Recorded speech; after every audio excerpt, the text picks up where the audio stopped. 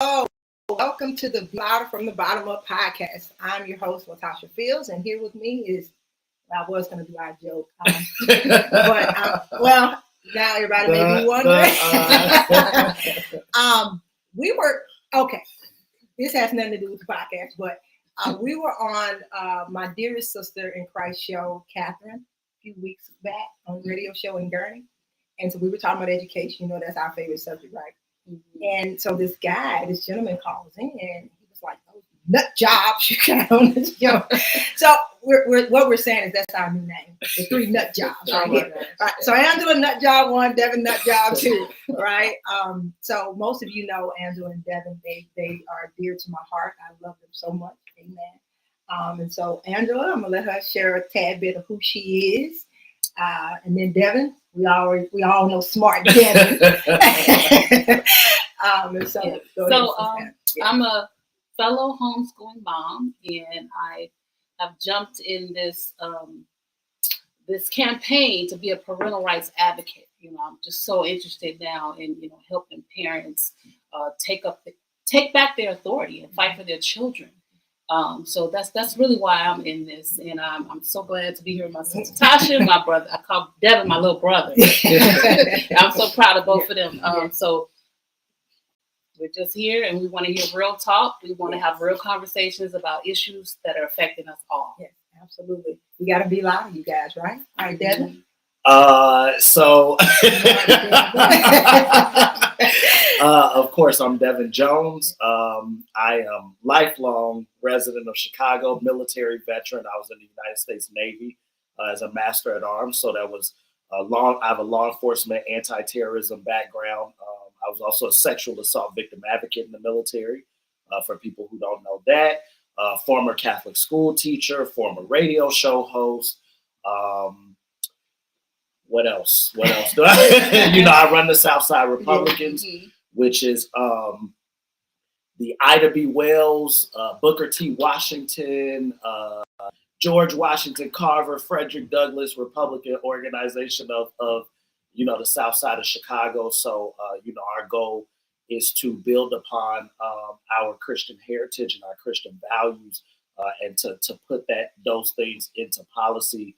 We, of course, as we go around, we try to change people's hearts, which should change people's voting habits. It should change the type of culture that they consume and different things like that. So the Southside Republicans takes the political aspect of what we already do in our lives, and pushes that forward. So I'm definitely blessed to be here. Yes. Being louder. Yes. And those of you that know us, we're really loud. Right? Yeah. So we do have some friends joining us on the live. Hey, Julia. I have to give a shout out to our sister in Christ, Julia, all the way in Florida. She left us, but that's okay, right?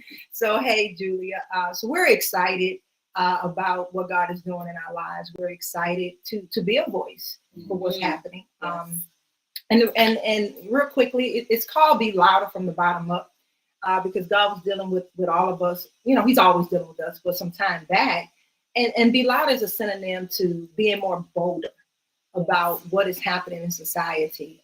And the bottom up is us, because a lot of times we're listening to the top down, or we want to change things from the top down. But what God has been dealing with us with, that things have to be changed from the bottom, right? Yeah. Because the foundation have to be sure.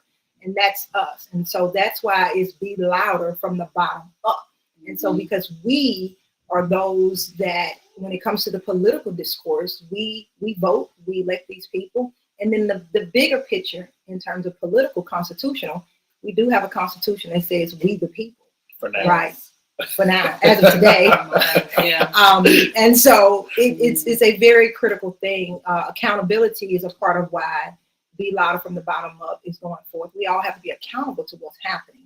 Because a lot of times we see the things that are happening, again, especially in the mobility of our lives concerning politics, and we all get very eerie after it's over, but we're accountable for what is happening. These people would not have the space to a certain extent to do what they do without our consent to these things, whether we go in and actually vote or don't vote. So again, we have to be more bolder, more louder for what's happening in society, especially when it comes to our children. Yes. So that's what this is all about. And so We're going to be discussing our faith, real talk, as Angela said. God dealt with her the other day. Real talk, right? Uncensored, uncut. We're not going to be muzzled and compromised concerning our faith. We believe in Jesus Christ, literally, biblically, and we're going to infuse him into our conversation. We're going to weigh everything against the things of God, right? Because he is our sure foundation. Again, we're going to be talking about things happening in society and culture, and definitely politics, because what I've learned over these many years, that a lot of times the church have taught us to push politics out of our life, or the spirituality of who we are does not blend, or the separation of church and state. But we beg to differ, right? Because a lot of these things that are happening are weapons from the enemy, and they are destroying our lives. So we can no longer turn a blind eye or a deaf ear to the things that are happening. So we want to be louder about these things, right? We want to talk about what's happening in the education, what's happening in government, what's happening just in our everyday lives. And again, I can't stress enough, what's happening to our children in education all over this country is absolutely repulsive, the things that we're seeing happening. So without further ado, we're going to get into what we know will be our first podcast. I'm excited, right? And so you guys can definitely continue to follow us on Facebook, Twitter. We're streaming live on YouTube right now as well. We're streaming live on Instagram as well. And then you can definitely follow us on Apple and Spotify. So all these things are new for us, but we're excited for this new adventure that God has taken us on. And so we believe there is an audience for us, and we want to get your feedback. We want to get your comments, your questions, and definitely join the conversation. So with us is another one of our dear sisters in Christ. All right, and all of us are part of Team Illinois, an organization that God birthed in all of us after we came off the governor's campaign. And so we are a team, right? We are one.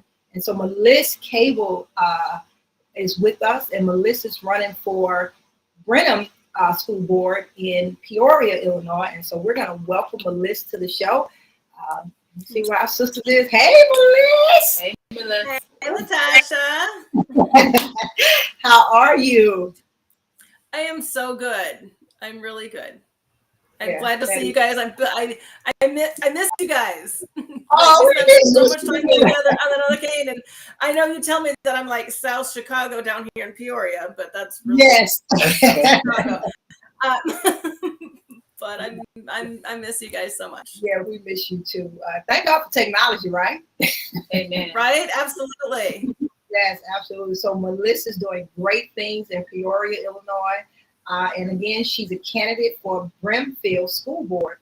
So Meliss, tell us a little bit about yourself, your background, and your interest in wanting to run as a candidate for Brimfield School Board. All right, so I'm going to fast forward from the day I was born up until about 3 years ago. Okay. And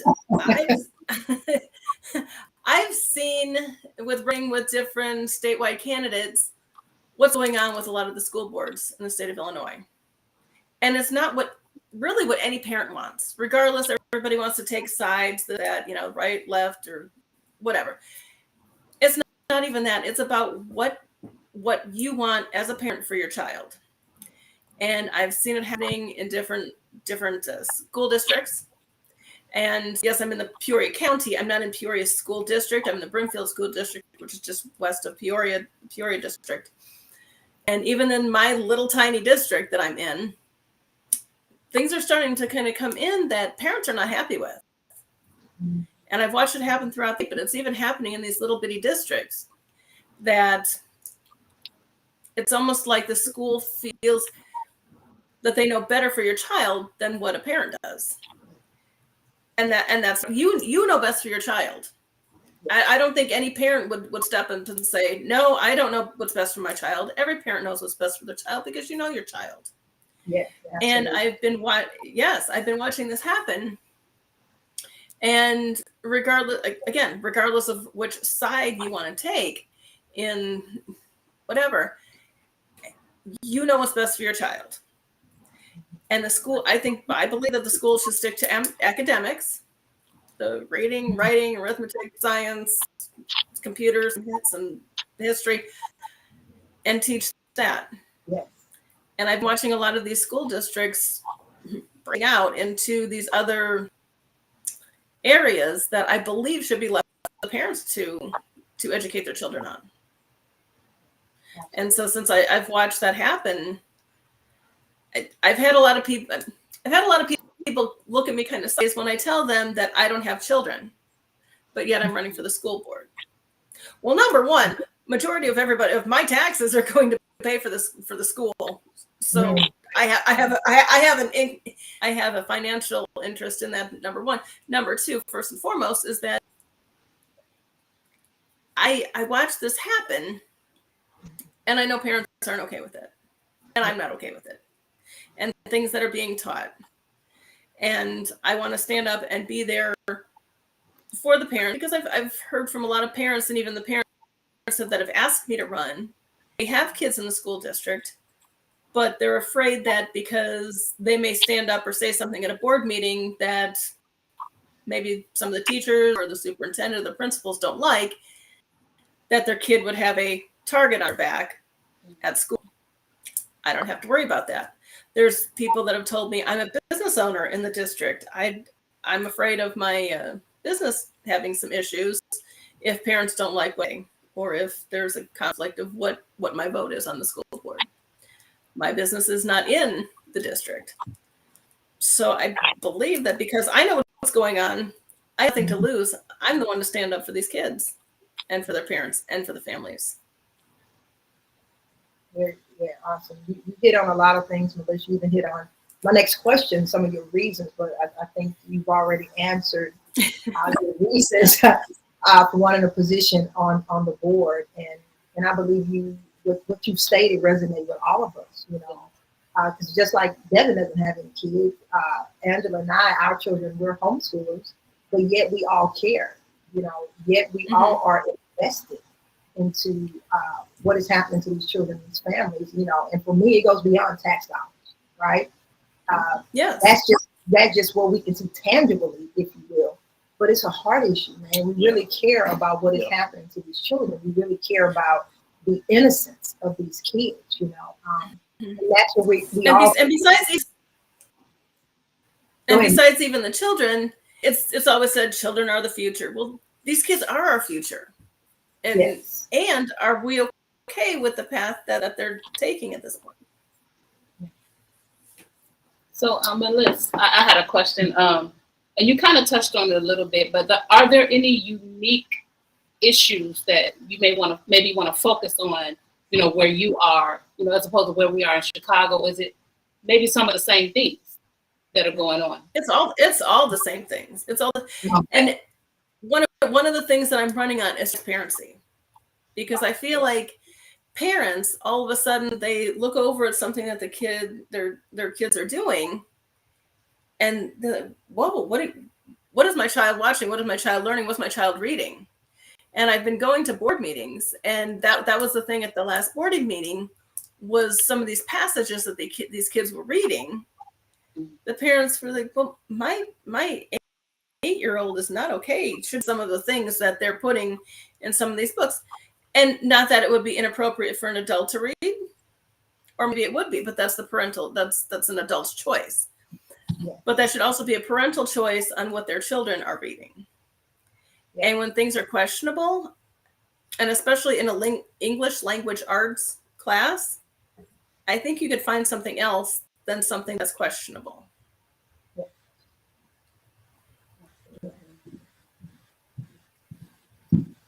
Yeah. Are there specific officials, maybe, so like in reference to some of the things that's going on in the school, are there specific people that you would want to see?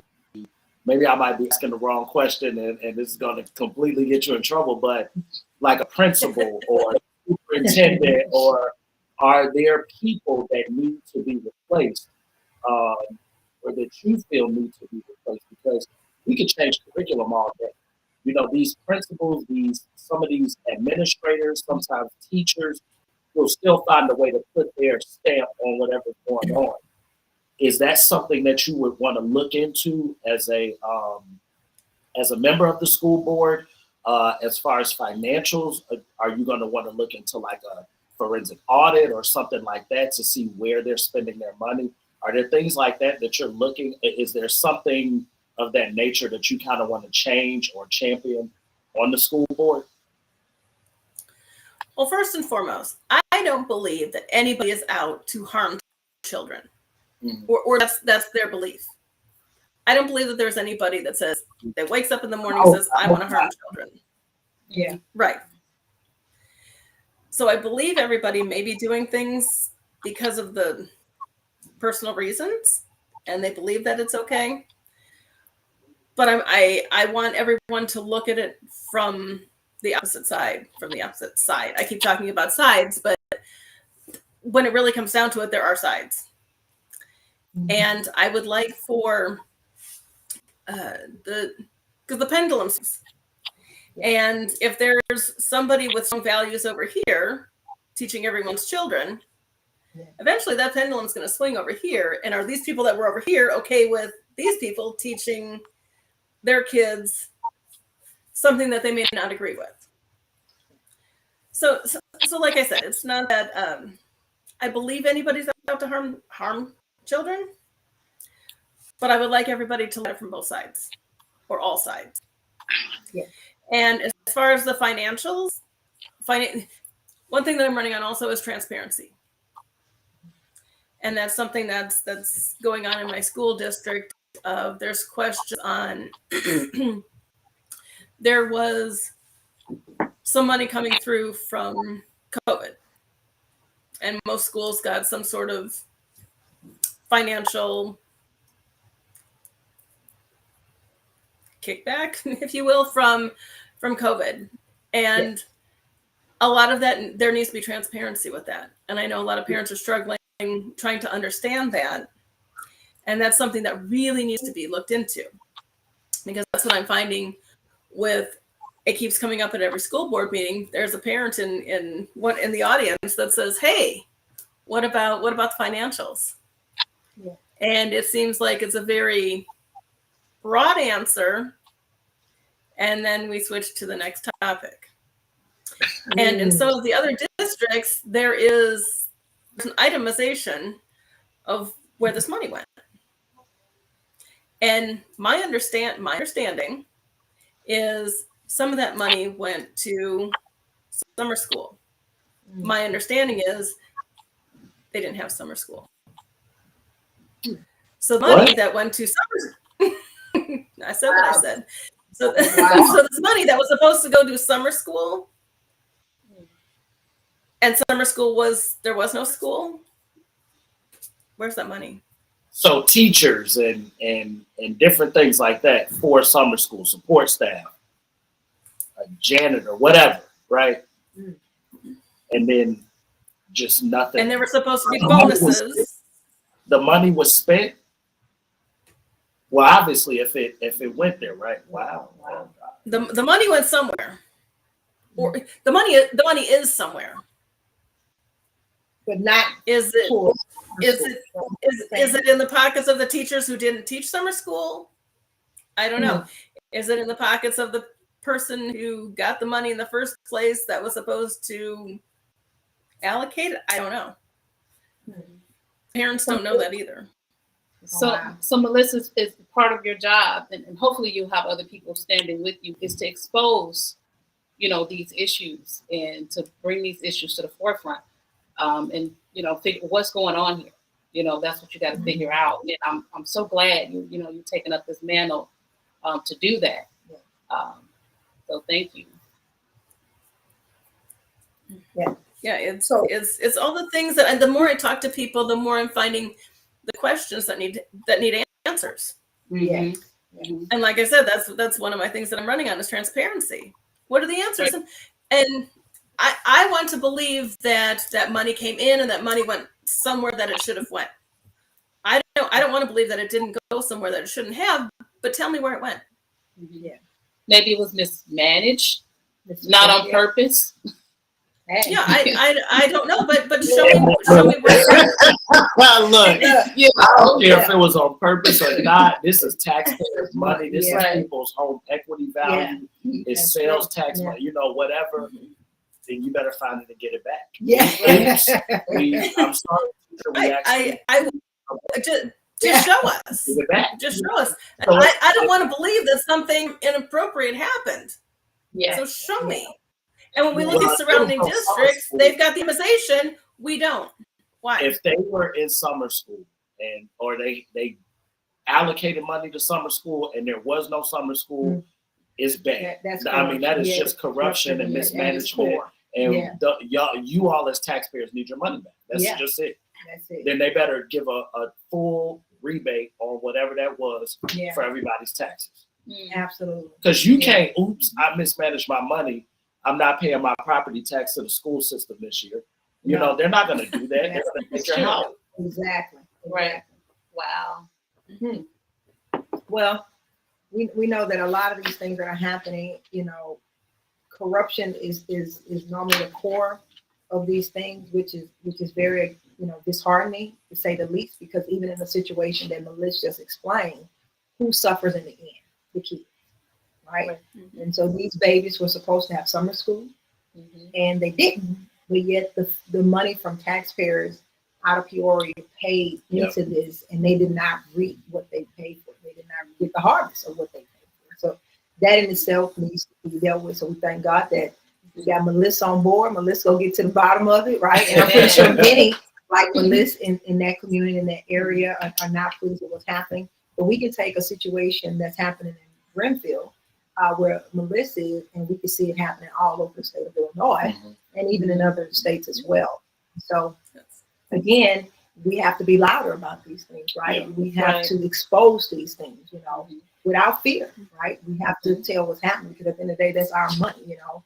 And so people are working hard to provide for their families, and we understand our economic system, and people, you know, well, maybe used to willingly support public education, but that's just a system that up until today we can't control. That money will be taken out of our tax dollars to pay for that system, and so we as taxpayers deserve to know where those funding are going, right? Where those dollars are being spent. And so Meliss, I got one more. No, go ahead. Absolutely. Are the teachers unionized there, or what? Do you know? My understanding is some are, some are not. Oh, some are, some are. Oh, okay. Yeah. And so Julie is saying exactly, they need to be audited. Absolutely. And hi, June and Pamela. I'd like to acknowledge those that are listening. Thank you for your support always. God bless you guys.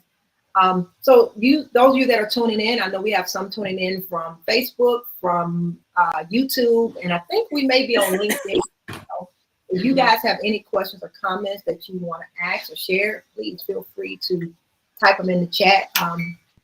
This is what we like to call a roundtable discussion of some things, because these are, unfortunately, these are not unique conversations. This is just happening, right? These are things that are just happening, and many are talking about these things. So we're not unique to this issue, right? Many are sounding the alarm concerning what's happening to these babies all over the country. And I just give much love to all those that are fighting for real, for our fundamental rights as parents, whether you are homeschooling or whether you have your children in public school or private school. You know, more parents need to step up to the plate and fight for their God-given rights, because at the end of the day, those are your children, right? No one has a right to indoctrinate your kids, right? No one has a right to socially or sexually indoctrinate your kids. There is an expectation when we send our children to public or private school, and that expectation is for them to come out with academic success, not to be inundated with all the social norms of society, right? And so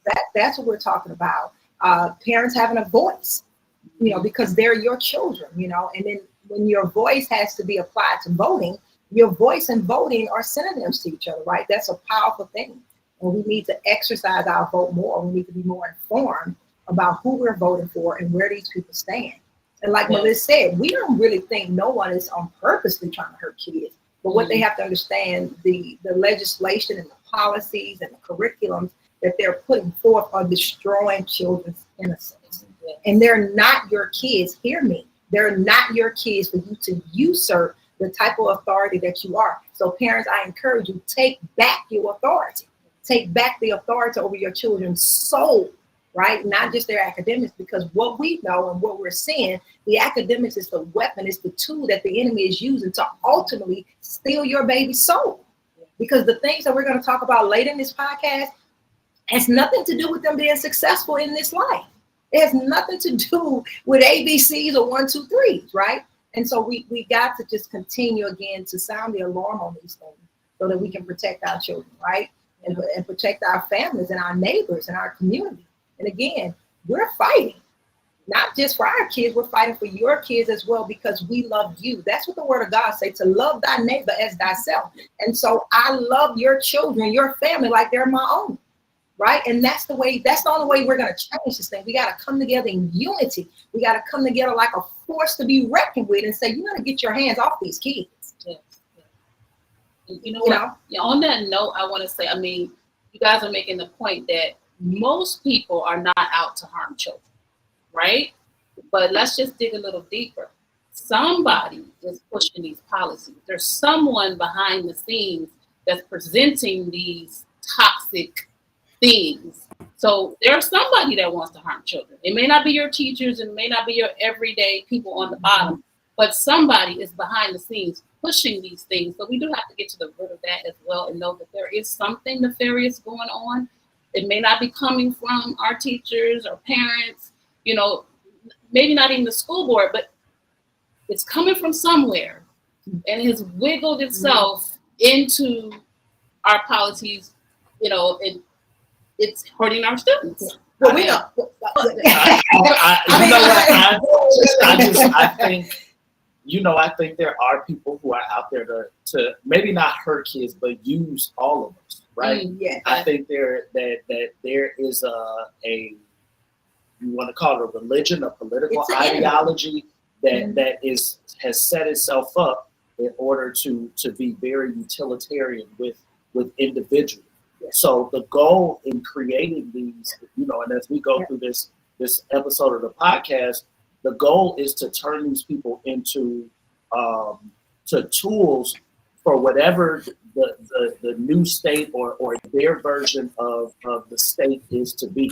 So the sexual indoctrination is to make people into their type of sexual tool. Yeah. You know, the ideological indoctrination is to make people, even the idea that school is from this time to this time was always because you work from this time to this time. You go to an assembly line or a coal mine or a farm or whatever during this period of time. So it's always been in the public school system. That's the state, right? The public school system is not parents. So their ideology in the public school system has always been to make a tool of the state.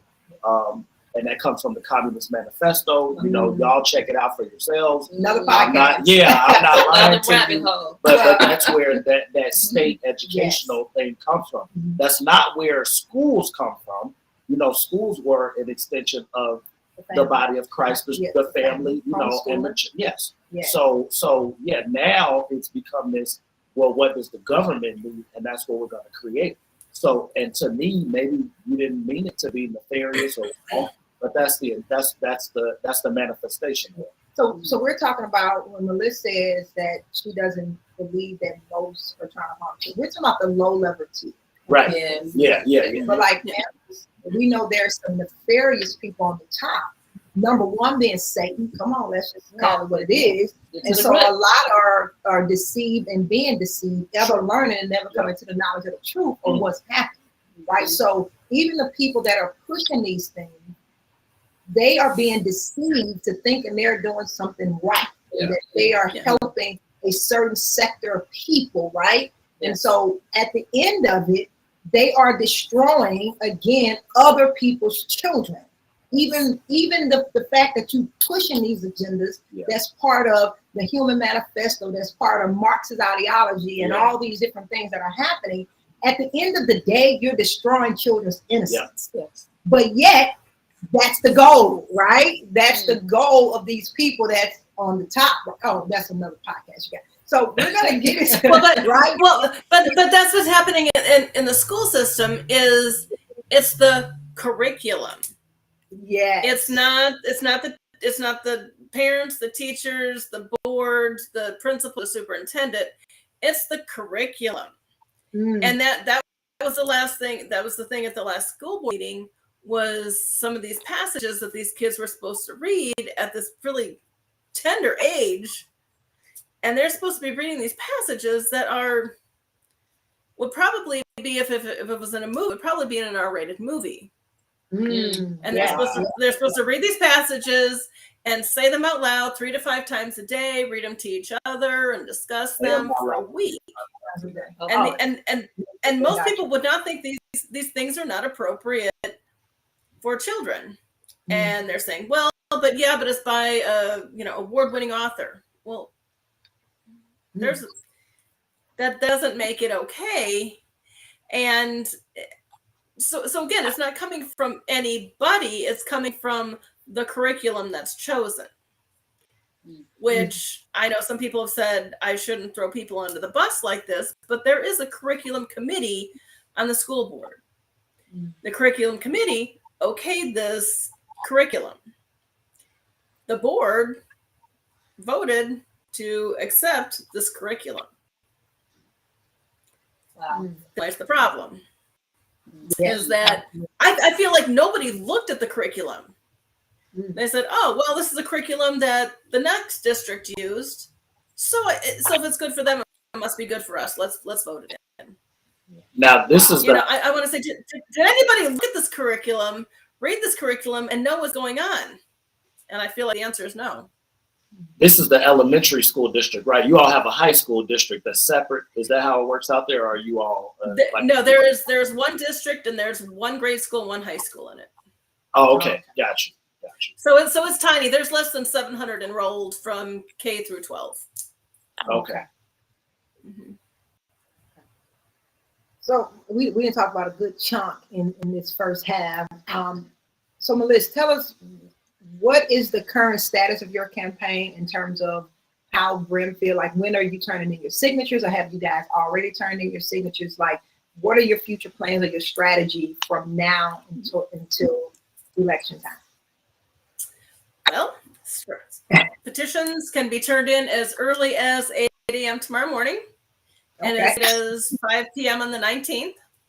So we've got a week of turn-in, and I've been out there talking with parents and getting signatures from my petitions. And in case anyone that's listening doesn't know, in order for anyone's name to be on any ballot, they have to get signatures on a petition. So I've been collecting signatures on my petition that I will turn in. And as long as my petitions cut the mustard, then they are accepted. My name will be on the ballot. Okay. Awesome. So that's where I am at this point. Is I will be turning my petitions tomorrow morning. Again, they have up till the 19th to turn them in, but I want to be first in line again. So shooting for that. And as far as the more and more people that I talk to, everybody's on board with what I have to say. Awesome. And even the people, again, I hate to keep saying this side and this side, everybody wants what's best for kids. Yes. And nobody wants anybody teaching their kids something that they don't believe in, something that they don't agree with. So I don't understand why we can't just take academics back to being reading, writing, arithmetic, science, history, computers, give people just the basics, and let everything else be taught at home. Yeah, absolutely. When's the election? April 4th. Oh, okay. That's the time. And that's a consolidated election, so there are other consolidated elections across the state. I know Cook County does. Y'all do any kind of weird things up there, but we do. We run our own state here. I understand that. Yes, yeah. As we know, Chicago is a horse of a different color, right? Oh, Chicago. Yeah. So, Meliss, this has been exciting. We are very blessed by you. We're in full support of what you're doing in Peoria County, in Brimfield, and you are definitely in our prayers, and continue always to let us know what we can do to support you on your run. We're just so excited. So last and final question, Meliss, for you. If there's any main takeaway that you want parents to hear, what would you tell them, and any final thoughts concerning your campaign and what's happening in Peoria County and Brimfield School District? As far as any school district is, I've had a lot of parents say, well, they're not letting people know what they do, and they do things on the sly, and they do this and this. I said, no, not really. You're just not as engaged as you need to be. Again, when we were in school, you just trusted the schools. They did what they did. Our parents didn't have to worry about it. Yeah. But now you can go into the websites. You can find out what the curriculums are. You can research the curriculums. You can find out what your kids are going to be learning. You should go in and find out what your children are going to be learning. We're past the time where you can trust the school to teach what we were taught. There's always a little more, and a little this coming in this way, and a little this coming in that way. It is the parent's responsibility at this point. You have to get involved. You have to get engaged. And you have to find out because every school teaches a certain curriculum. Like the Brimfield School District is teaching wit and wisdom. That's the name of the curriculum. There are all different kinds of names for curriculums. There's a lot of different options that school districts have. Find out what your school district is teaching and find out what that's about. Are you on board with it, or are you not on board with it? Is it teaching things that maybe you don't agree with? Are they teaching things, and why are kids being taught something that should be agreed with or not agreed with? 2 + 2 is 4. That's what needs to be taught. If you mix an acid and a base, you get, that's what needs to be taught. Yeah. Not read this questionable passage and how you feel about it. That should be taught at home. Do that all day long with your children. See how they feel about certain things. Instill your values. Put your values into your kids. Why are you trusting the school to do that for you? Yeah. And I've had people I've encouraged parents, like, go to the board meetings, see what's going on, go to the board meetings. And what I've heard from several different parents is, oh, it's just a big bitch fest. I don't want to go. And I say, well, you know what? It's time to stand up and start bitching for your kids. Come on. That's it. Yeah. Wow. That's what I got. That's what I've got. Yeah. There you go. Thank you so much, Meliss. It's always a blessing to speak to you, sis. How can our listeners follow you and follow your campaign? Right now, I'm just on Facebook. So Facebook is Meliss for Brimfield School District. Or Meliss. Okay. If you throw it on their Facebook, Meliss for Brimfield School Board, you'll find me. All right. It's Meliss. S, yes. Right? 2 S's. Yeah. Yep. 2 S's. So again, that's Meliss, Meliss, and it's Meliss for Brimfield, and that's Brimfield School Board. And again, shout out to Peoria. We're praying for Peoria County. We're praying for Brimfield County. Yes. And again, we thank God for Meliss, and best for you on your campaign, and we just believe you're gonna win, right? Of course we do, right? Yes, we know you are. Yes, so we're excited. Yes, ma'am. So again, thank you, Meliss, and we thank our listeners for tuning in with us for the first half. So we're gonna get into the second half. Meliss, you feel free to hang out with us. We're gonna get into some Chicago. Chicago stuff here. I love Chicago. I love Chicago. I live halfway between Peoria and Chicago, and I went to Chicago. That's what I did. I love Chicago. My heart is in Chicago. Yeah, Chicago is a beautiful place, but I tell you, it's not as beautiful though. There's that. Yeah. So feel free to stick around, and so we're gonna get right on into it. All right, yeah. So now here we go. The meat of the one of our Julia say thank you, Meliss. Meliss, you still there? Julia says thank you. Yes, thank you.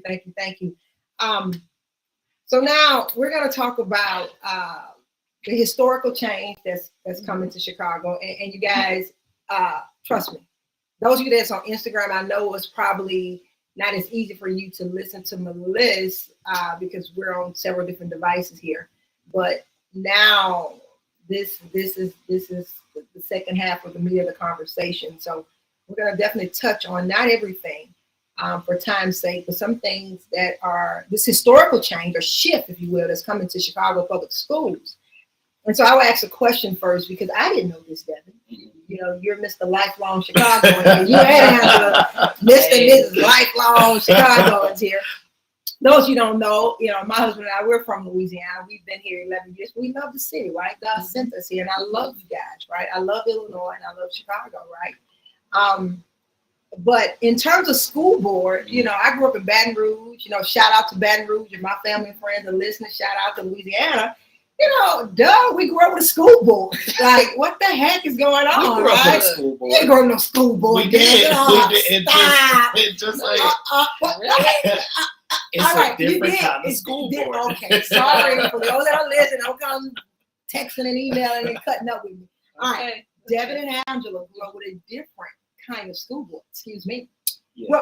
Well, us in Louisiana, in Baton Rouge, the little country, we grew up with the normal essence of a school board, like the rest of the country, and but not here. So what is happening here? So I just recently found out this, right? And so we've all been like, you know, like parents, you know, have a voice. They need to, you know, they, like Meliss was saying, they need curriculum transparency. They need to be a voice for their kids. They need to fight for their kids and fight for their kids. And then I find out, what the heck? They don't necessarily have a voice for their kids in terms of the normal dynamics of a school board. Right. Historically speaking, Chicago has never had an elected school board. Yes. Wow.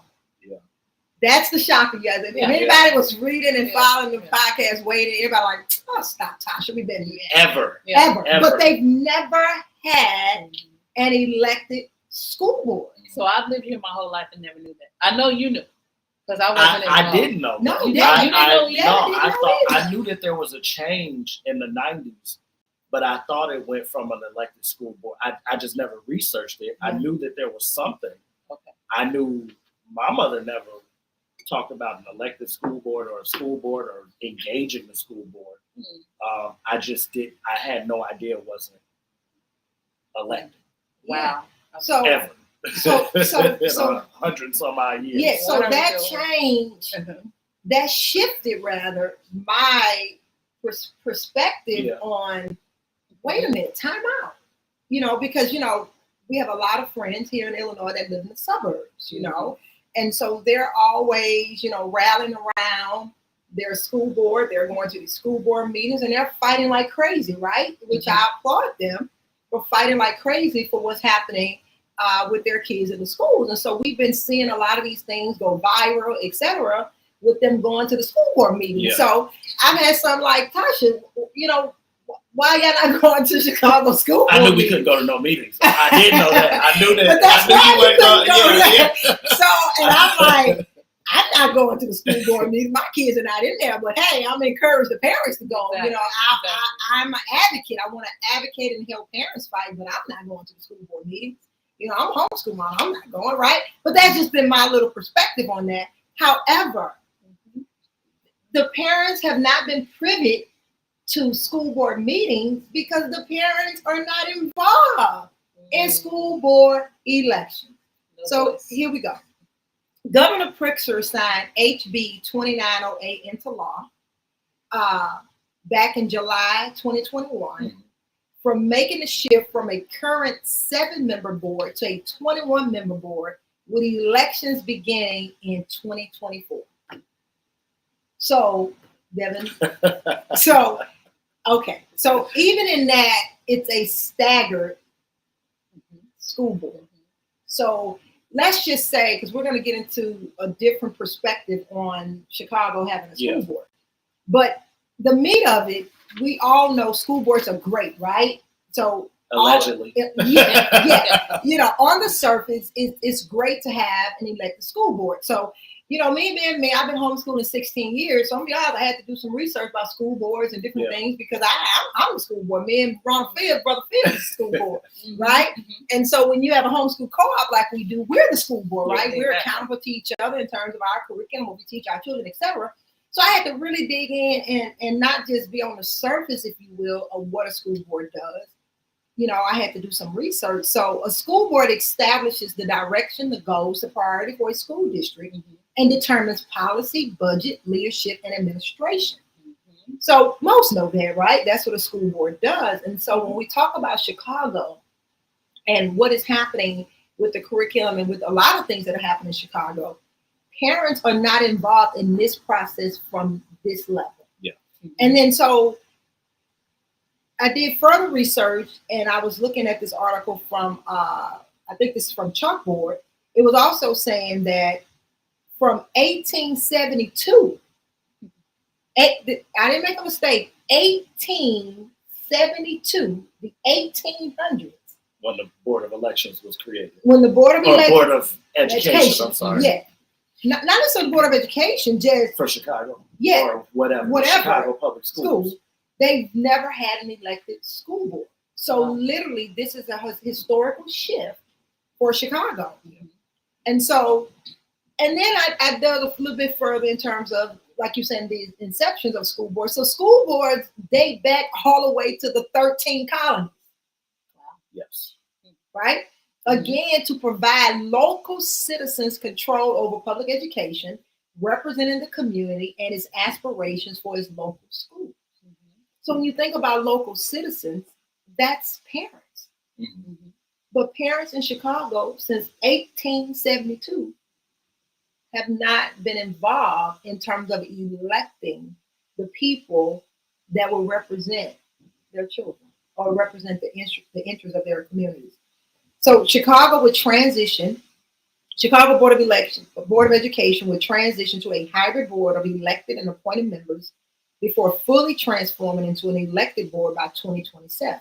So in 2024, the mayor will still have the power to appoint 11, and then the city of Chicago will vote for 10. And so then that staggering process will go on, but they would not have a fully elected board by the people until 2027. So these are going to be 21 districts, right? Eventually. This is by geography, or do we know? We don't. I don't know. We don't know. Because Lord knows nobody tells us anything about anything political in Chicago. You know. So we'll have to look that up. Well, I'm glad to see Chicago finally join the rest of the country. Right? Are we the only people that didn't have an elected We're not. school A board? lot of major cities haven't had elected school board. Big cities, I can't remember. I don't want to say the wrong city off the top of my head, but I believe Detroit didn't have an elected school board at one time, or doesn't currently. There's a couple of major cities that haven't had it because of that strong mayor concept. In a big city, it's like you're the state. You don't even bother. We don't need. I shouldn't say this, but in theory, we don't need the rest of Illinois to govern ourselves the way a smaller jurisdiction might need an influx of state money or state support or, that type of thing. Yeah. So let me read a quote from this article. I think it's good because it's going to pave the way for the next segment of what we're going to talk about in terms of, on the surface, having an elected school board is great because parents would have a more direct voice and again in who governs or represents the interests of their children when they talk about the educational outcome. So this says, while Lightfoot had previously supported the idea of an elected school board, she was not a vocal opponent to this particular plan, criticizing the size of the board and arguing that the bill was rushed through the state legislature. Then it says, bill opponents have also expressed concerns for the influence that campaign dollars could have on an individual board election races. Now, and then the teachers union, they said that Governor J.B. Pritzker's signature today of HB 2908, the historical bill to create an elected representative school board for Chicago, caps a decade-long fight by parents, rank and file educators, and community activists to provide our school district the same democratic rights afforded to every other district in the state of Illinois. says the Chicago Teachers Union in a statement.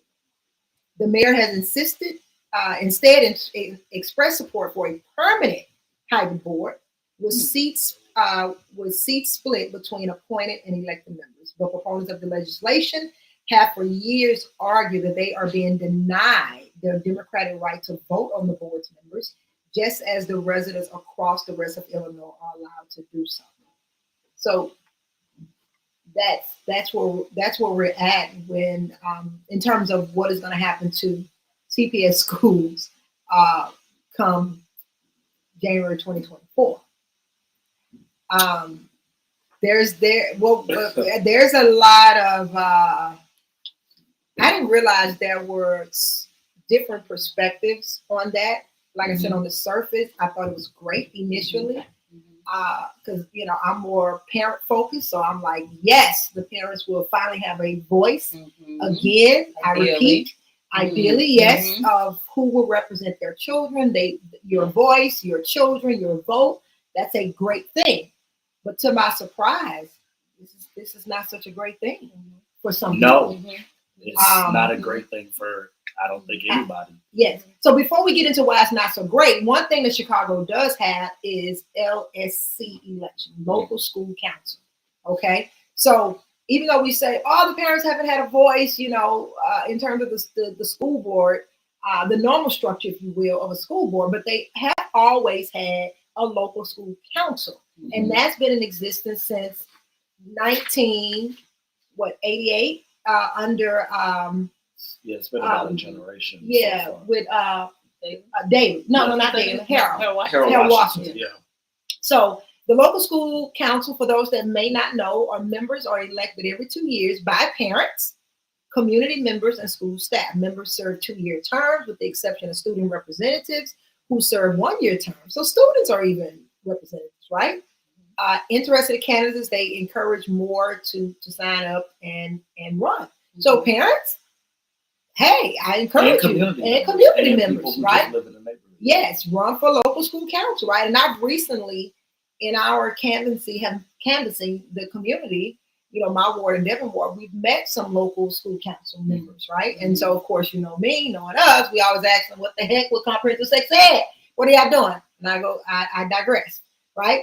And so the LSC responsibilities is monitoring school improvement plan, monitoring school budget and expenditures, and evaluating school principals annually, as well as selecting new contract for principals and renewing the contracts of their current principals. And these are regular meetings. So parents do have an open door to have a voice in their local school council. So they do have a voice. It just hasn't been what we've all grown up to know about school boards. So they do have this local school council. Yes. And community members. But the elections aren't the same. It's not like the Chicago Board of Elections. Yeah, it's not the same power. From this responsibility that I just read, they don't have the same power. Yeah. But however, this is a voice, though. Yes, this is a voice, and I encourage more parents that are listening. If you live in Chicago, take more advantage of this because you have 2 years before you can get an elected school board. Yes. So please, I encourage you. There's a lot going on in your children's school. There's a lot going on in CPS. So please get involved with your local school council. Yes. Please get involved. Every school has one. Selective enrollment, high schools, grade schools, all of them. So why do we say, before we get into the bad part of or a different perspective, Angela, of the local, of the school board coming to historical ship for Chicago, why are we stressing get involved? First of all, the academics in the schools are bad. So according to Wirepoint, an Illinois school report card, 11% of Black students are reading at proficiency, and 17% of Hispanic children are reading at grade level in CPS schools. That is a huge reason, parents. Those of you that have children in CPS, get involved in your local school council. Raise hell about why only 11 and 17% of your children are reading at grade level. And don't forget, they're giving themselves raises because they're doing such a great job. Yeah. Teaching your children? And hey, we're not making this up. I don't do stats, okay? I'm just telling you what the experts are saying. All right. Well, and those stats come from the school It comes district from itself. Illinois report card. According to the Illinois report card, based on what Angela just said, 100% of CPS teachers in 2021 were evaluated as excellent or proficient by an administrator or other evaluator trained in performance evaluation. You said what percent? 100%? 100%. 100%. Now, let me go back and repeat this.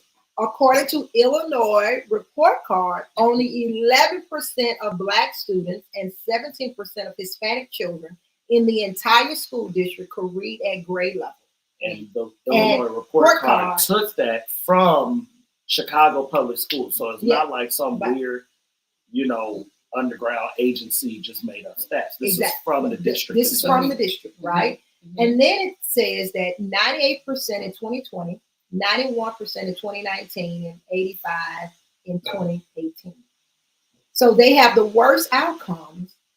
Families are fleeing CPS, but the teachers get great ratings. So the highest income. I don't know. I don't know. Yeah. Parents, hey, what do y'all think about that? I don't know. Let me know. Let somebody know. That's pretty not good. So that's what I mean when I say get involved, right? Please get involved. Ask questions. Again, go to these local school council meetings and demand some answers, right? Demand why these test scores or these statistics are the way that they are. And then to add insult to injury, with these academics, you have the National Sex Education Standards. You have CSE in the school and LGBT history in the school, which is law. The LGBT history is law. And the law says that the children can't graduate 8th grade without the knowledge thereof of that. So that's what I'm talking about when we're saying socially and sexually indoctrinating children. So, and many of you already know, because there's been a lot of buzz going on about comprehensive sex ed, right? All over the country, right? Mm-hmm. So this is not new concerning CSE, right? But this is what they're doing. And so I would imagine most know what comprehensive sex ed is by now. Mm-hmm. So, you got the K through 12 standards where they're teaching children to identify the different kinds of family, define gender identity. Some of the stuff I don't want to read. And then 3rd through 5th grade, they're teaching them the role of hormones, how to masturbate, hormone blockers. They teach them the difference between cisgender, transgender, non-binary, sexual orientation. 6th to 8th grade, defining vaginal and oral and anal sex, and then the different identities, whether you're bi, you're pansexual. What the hell is pansexual? Two spirits, I don't know. Gay and queer, right? And then they get into the mythology, teaching these children about withdrawal. And then, they're giving condoms. They got tampons in the school. Withdraw. Come on. I thought I'm thinking like drug withdrawal. No, that withdrawing is a form of contraception. Okay. Why? It's not funny. I just don't understand. But why? Yeah, I don't understand. And then you don't do that with somebody else's kids, right? Yeah. And then 9 through 12, they're teaching them the difference between sex assigned at birth and the unintended risk factors, and defining reproductive justice, and that's abortion. So that's a very, very quick synopsis of what the National Sex Education Standards are. And again, this is being pushed, and there are 11 and 12% reading at grade level. So this is why I cannot stress enough. Please get involved with what is happening to your babies in public school. Please, please, please. So now as we go into the historical thing, we're going to have part 2 about this, right? Because there's so much information. Chicago is a wealth of knowledge, just a wealth of information, right? About what's happening. The school board, we were at a meeting yesterday. Very good meeting. Smart Devin over here. Yeah, that's my joke for Devin. We went to a safety TIAC, and Devin was a speaker. It was a panel discussion on a bunch of different things. So a number of things. Yeah, but not to get into too much of that. We talked to some people there, and we had some very, very insightful conversations with the other side, right? Yeah, the other side of the political spectrum. Also, we talked to some Democrats. Let's just people that vote Democrat. That's their political affiliation, and we had a great time with them. Believe it or not. Yeah. And they gave us a different perspective. We brought up the education. This was after the panel discussion. This was not on the panel. And to my surprise, because again, I've been under the assumption that the school board thing that was coming down the pipeline for Chicago is a great thing. And I'm not saying it won't be great, but this is a different perspective that they brought. That we know that the CTU is a political machine. Yes, I know that. Mm-hmm. But I didn't really think that far in that this will be something that will be corrupt. Mm-hmm. I don't know why, but I didn't. Mm-hmm. I was just so board of election. Hey, I'm just so parent. I'm just like, yes, Chicago parents can vote. They can vote. And then these people like, slow down, sister. Oh, this is gonna be corruption to the core. Right. And I'm like, and I was like, what do you mean? What are you talking about, right? Yes, and so bringing that back into my peripheral view and understanding, it's like I almost forgot that they are a very I kind of so obviously I'm a committeeman, a Republican committeeman. So in these conversations with the party and them thinking that these are going to be fair elections, I knew that the Chicago Teachers Union and other unions are going to pool their money for candidates that they want. Wealthy people, interest groups, like any election, all of the money is going to flow to who they want in there to do their job. And again, you're talking about, you read what the board of education is going to do, or what they have the power to do. One of which is to raise taxes, to levy taxes. Mm-hmm. So you're talking about billions of dollars. Why would the teachers union allow you people to make that decision on what the future of property taxes will look like? That's so much money that they have. Mm-hmm. That's why these elections are so important. Even for these small school districts, there's money on the table. Mm-hmm. They don't care about these kids. In real life, we can pretend like politics is about the people and the policies. Mm-hmm. There's a huge pot of money, and it's your home equity value. It's the amount that you buy, because we can sales tax that. It's your vehicle, because we can put a stamp on that to tax that. It's your, name something, and it's being taxed. At this point, it's the water you drink. Mm-hmm. So these interest groups, and the Chicago Teachers Union is an interest group. Yes, it's a labor union, but it's more importantly, it's an interest group that doesn't care about citizens, because a labor union will never care about citizens. It has its people and their interest at heart. So of course, and they're a multi-$100-million corporation.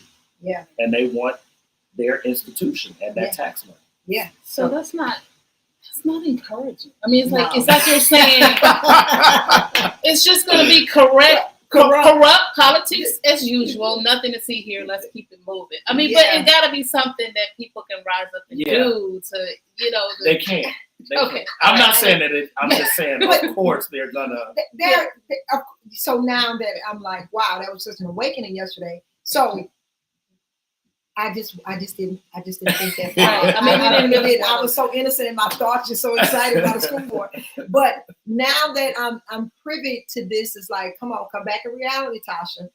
Okay, so yet I still have hope that because of the voting power, parents are still going to have a stake in this, right? Yes. We know that the CTU is going to run candidates, spend hundreds and hundreds and millions of dollars to get the candidates they want. Mm-hmm. So even more so, I'm saying right now, Chicago parents, we standing up and we're rising up and we're fighting against this crap right now.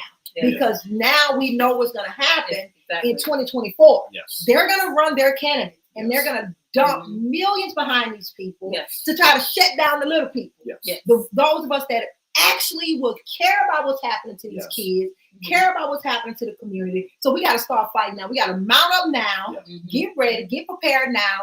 To, Mhm. I was about to say, fight these things, but Dad just said Well, it. So, well. so, Amen. so you know, I like how Illinois policy put it, right?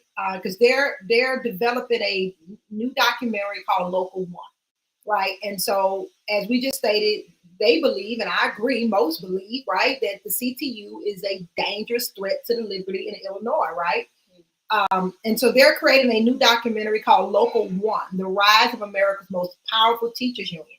And it says that this puts CTU under the microscope. It tells the real story of the CTU and proves that this massive political operation is not an ally of parents, teachers, or taxpayers. So those of you that are not following Illinois policy, I encourage you to follow this, you know, and support this documentary. I'm looking forward to it coming out. So they're just going to expose some things and kind of, I would imagine, based on what I've read from what the documentary will be about, just really expose some things. And so that's, you know, we're going to have more discussion on this concerning that. But that's what we are, Chicago. That's what we are, Illinois. So I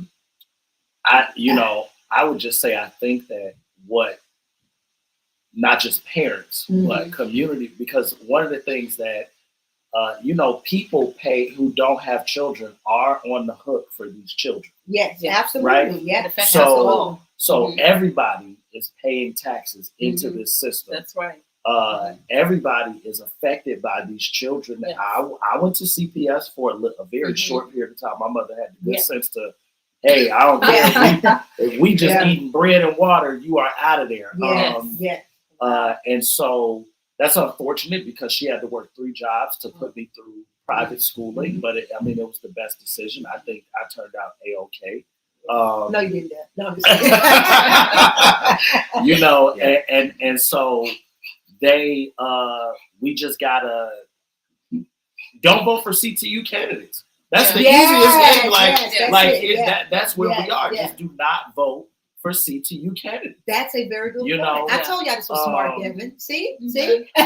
Let them spend $1 billion. Very good. That's a very good direction. So parents, listen to me in Chicago. I would imagine starting 2023. I'm not gonna hide this dog. I'm sorry, Okay. the dog is on the podcast. We're live. Our little poochie is just running around. Look, he don't want it either. Look, I'm coming back. T-Go's leaving. So Devin gave a good direction to that. So we know starting 2024, the city of Chicago will be responsible, if you will, for voting for 10 candidates. The mayor will still be appointing 11. Chicago, listen to me good. Who am I? Nobody. But listen to me good. Devin gave a very good direction. Don't vote for CTU candidates. Yes. Okay? So we're going to rise up right now. We're going to be fighting. We're going to be, and when I say fighting, I'm bringing more awareness to this, inundating you, because why things are so bad? Faith come by hearing and hearing the word of God. You've been hearing a certain message over and over and over. So we're going to inundate you with don't vote for CTU candidates. Why? Because they're pushing progressive ideology on your children, on your family, on your community. They don't care nothing about the teachers that are in the school. Let's know the parents that are in the school. They don't care about these kids having a quality education, right? They just want to push their ideology. So right now, get it in your mind, get it in your heart, get it in your spirit. Tell your neighbor, we are not going to be voting for CTU candidates because it's going to be fueled by money laundering and corruption, millions of dollars. And then the average mom or dad, a community leader, or your neighbor that actually cares wouldn't have a chance in hell to run and really represent you and your kids and really represent the interests of your children. Guess what? We actually want these kids to succeed in life. Yes. We actually want them to be literate. Yes. We want to take this doggone 11% and make it 100%. This is crazy. Yes. And I'm gonna just piggyback off of that. Any candidate that is not accessible, because see, a grassroots candidate is going to be very accessible because they don't have the money to reach everything. They have other things. So a candidate that's not willing to be very accessible. I'm not saying you got to have a cell phone number, but hey, if they give it to you, I'm gonna go with them before I go with somebody who won't give me a cell phone number. Because now I know if I call you at 10 o'clock, you might be mad, but I got you. I got your ear. You know, the other thing is when we're talking about unions, what is the purpose of a union? It's only to advocate for the members of the union. I was a union steward, right? So I wasn't, this was when I was early in college and I worked at Jewel. I wasn't there for you, the customer. I was there to make sure that my members in that store were not abused by the store, that whatever the contract said, that it was. So I didn't care about the customers. I didn't care about management. I only cared about the people that were member and going up the chain. That's their goal. The union wants a raise because they take a portion of that money. You know what I'm saying? Like the members get a raise, the union gets a raise because they're going to take their amount of money goes up. So I'm not knocking that. Well, I do knock the Chicago Teachers Union because they're just terrible. But a union in essence is not a bad thing. I'm not coming against unions, but I'm saying this union is corrupt. So let's make that clear. We're not coming against unions, but the Chicago Teachers Union is a political corrupt machine. All they push is progressive ideology and partisanship. And most of us that live here in Chicago, we know that, right? No shock, no surprise there. And so that's where I want we the people to rise up and start saying, maybe don't support any candidate. I mean, if you can't do the research, just don't support any candidate that's backed by any big old something. Yeah, that's good. Right? That's look through that list and man, I see this candidate don't have no money. They're not, that may be the best candidate. That might be the best candidate. And the other thing is, when you turn in petitions, I shouldn't tell people this because we've turned in petitions, right? Your address is on the petition. Go send a note to that person's house and ask them to write you back and say, what do you stand for? That's another thing that you could do to kind of knock some of this, knock the wind out of this, because a grassroots candidate is going to write you back. They're going to see, they might show up to your house. An establishment candidate, they're going to say, I don't need that one vote. So you want a candidate that believes everybody matters. Every vote matters. Every contact matters. And again, somebody that's accessible to you and your family. So Meliss just gave her number. Meliss say, those of you that are in Peoria County, now Meliss, we all over the world. All right, now Meliss. Okay, here we go. You sure, Meliss? Okay. Meliss says she's accessible in Peoria County. She can be reached at area code 309-922-3909. Meliss is willing and able and ready to help the parents in Peoria County in Brimfield School District, right?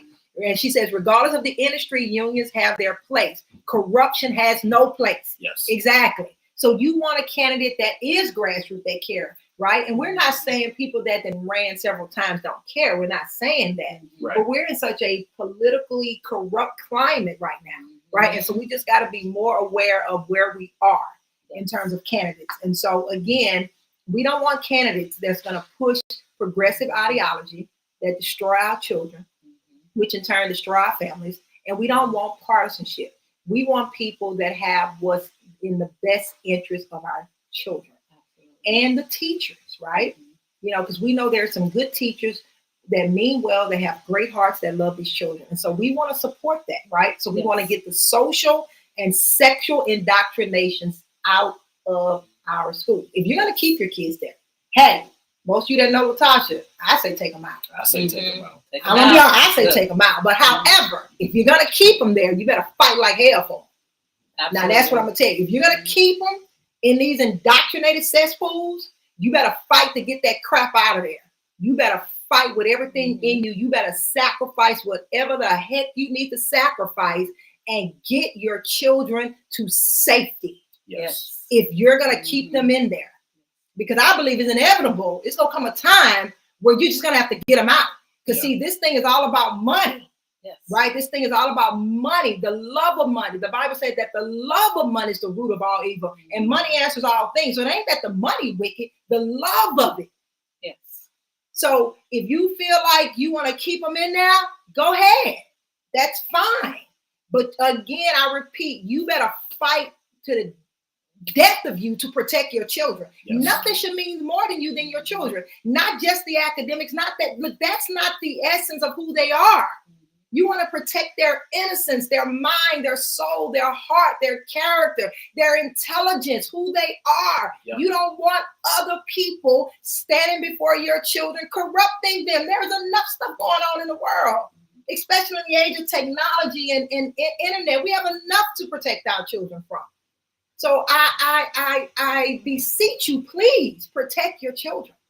Protect your children. Again, in CPS, I'm gonna go with just Black kids right now. 89% cannot read and write and do science and math at grade level. Yeah.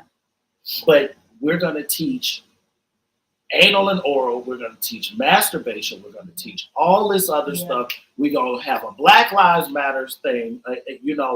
Instead of teaching Black history, right? That's not mandatory. LGBTQ is. Yeah. We just have no. I'm gonna be honest. I'm sure this is the way or isn't the way that we were going with this. But specifically, I'm gonna say this is Devin Jones. This isn't Latasha Fields. This ain't Angela Harris. Devin Jones is telling you, if you have a Black child in Chicago public school system, please pull that child out. First and foremost, pull that child out. I'm saying it. We don't have any place. We have been dancing around these issues as a community, equity here and equity there, and everything is equity. If we got to keep saying equity, then we don't need to be there. Yeah. That's just it.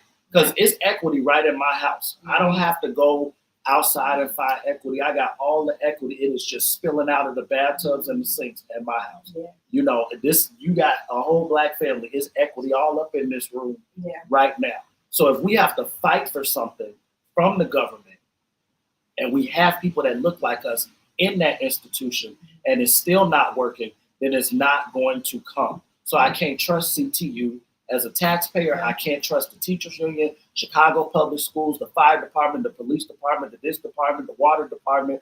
I'm gonna drink the water, but I don't trust it.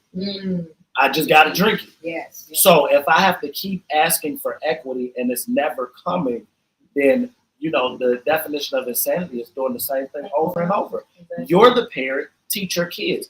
All the kids that y'all have are not my responsibility ever. I take on whatever I want to take on, but it's parents who are responsible for their children. Yeah. My tax money is not to go to anybody else's kids. It doesn't have to. That's just a blessing, right? Yeah. So at the end of the day, since we keep fighting for equity and we never get it, but equity manages to make its way in as masturbation, anal, and oral. Equity makes its way in as everybody else's history instead of ours. We just pull our kids out. Y'all can have all the equity you want in the Chicago public school system. We just won't be all the inclusion you want, right? Because obviously the inclusion and the equity that you fight so hard for has nothing to do with the values we have. Yes. It has nothing to do with these kids. Hispanic people, white people, Asian people, pull your kids out too. Yeah. Pull them out. Everybody pull your kids out. But if you really want to hit them where they hurt, it's the money, right? You got to do a mass exodus, right? That's really the only solution. However, I repeat, if you're going to keep them there, you better fight for them, right? You better fight for them. So there's so much more that could be said. I thank God for all of you that have tuned in. To listen with us and commenting and things like that. Feel free if there's any other comments, anything you want to share. We are accessible, right? We can be reached on all social media. So again, thank you for listening to Be Louder. But before we go, again, show some love. Follow us on Facebook, follow us on Twitter, on Instagram, subscribe to our YouTube channel. And we're connected to Apple and Spotify as well. So make sure you subscribe so you can follow us there. Is there a name for the Spotify? Yes, so everything is Latasha H. Fields. right now. Well, no, Apple and Spotify, you can type in Be Louder. Yeah, Be Louder from the bottom up for Apple and Spotify, but the social media, YouTube, Facebook, Instagram, etc., is Latasha H. Fields. So tune in next week, right? As God give us the grace, we're going to bring you hot topics every week. Keep this conversation going about how faith, culture, and politics shape the mobility of our lives. Again, love you, thank you, and we'll be talking to you guys next week. Do you have any final words? Yes. Yeah. No, you can follow me on social media, which all of our stuff is going to be streamed there. So on Twitter, I'm at Devio, Devio. It'll be on all the Southside GOP stuff, which is Southside GOP, literally on all social media. And then I don't know if y'all want to become politically engaged. My cell phone number is 773-234-5506. 773-234-5506. Do not show up at my house. I know I said that. I said send a note though, so just keep that in mind. Yeah. Because I exercise all rights. Yeah. So we are Second Amendment people. Yes. Praise the Lord. Yeah. But yes, again, follow us on all the social media. We are very accessible. Yes. My website is teamil.org. Mm-hmm. My contact number is there, 872-216-9550. Feel free to call, text. Again, leave us messages on all social media platforms. We are very responsive. We respond to everybody because I care about what everybody thinks. And when I mean care, I mean I love everybody. I don't care like if you're saying something crazy, right?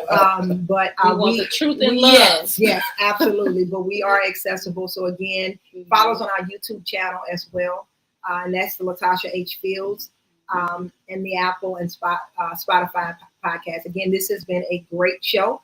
Yes. We thank you for tuning in. We thank you for listening. And again, stay tuned next week where we're going to keep these conversations going about how faith, culture, and politics shape the mobility of our lives. Good night.